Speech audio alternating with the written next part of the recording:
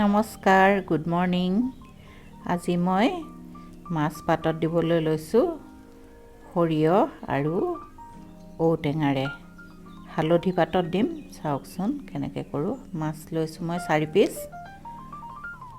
হালধি লৈছোঁ অলপ, জোখমতে নিমখ সানি লৈছোঁ।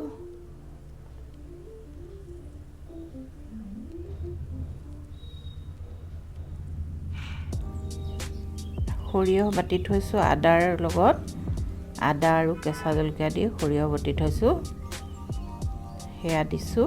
আৰু মই ঔটেঙা সিজাই পেলাই চালি থৈছোঁ, তাৰো 2 চামুচমান দিম। বৰ সোৱাদ হয় খাবলৈ এনেকৈ, ঔটেঙাৰ গোন্ধটো খুব ভাল লাগে নহয়। গোটেইখিনি সানি মই কিছু সময় থৈ দিম।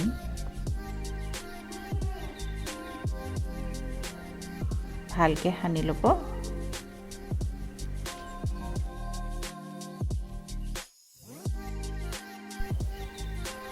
মই এয়া হালধি পাত আনি থৈছোঁ, ওপৰত টাবত আছিলে, তাৰপৰা আনি থৈছোঁ। এতিয়া ভালকৈ মাছখিনি সানি অলপ দেৰি থৈ দিম।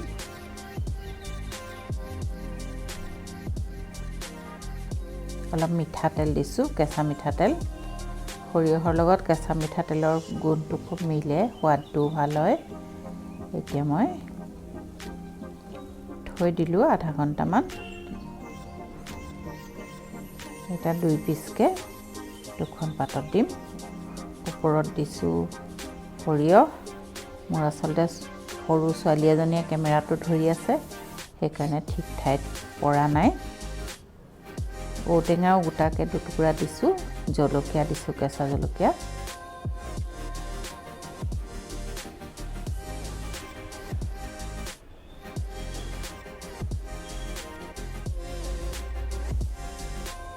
ইলিচ মাছ খায়, কিন্তু অন্য মাছ খায়ো ভাল লাগে।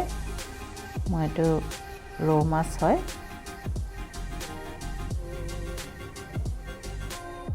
গৰম আহিছে, গৰমত টেঙা খাই ভাল লাগে খুব।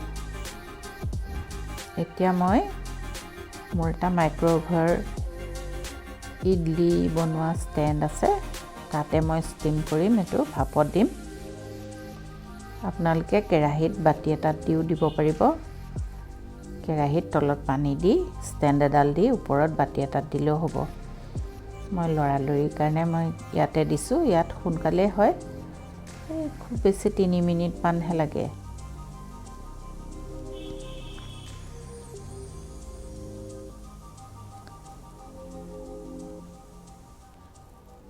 তলত পানী দি পাত্ৰটোত পাতি দিছোঁ। এতিয়া মই মাইক্ৰ'ৱেভত দি দিছোঁ। হৈ গ'ল।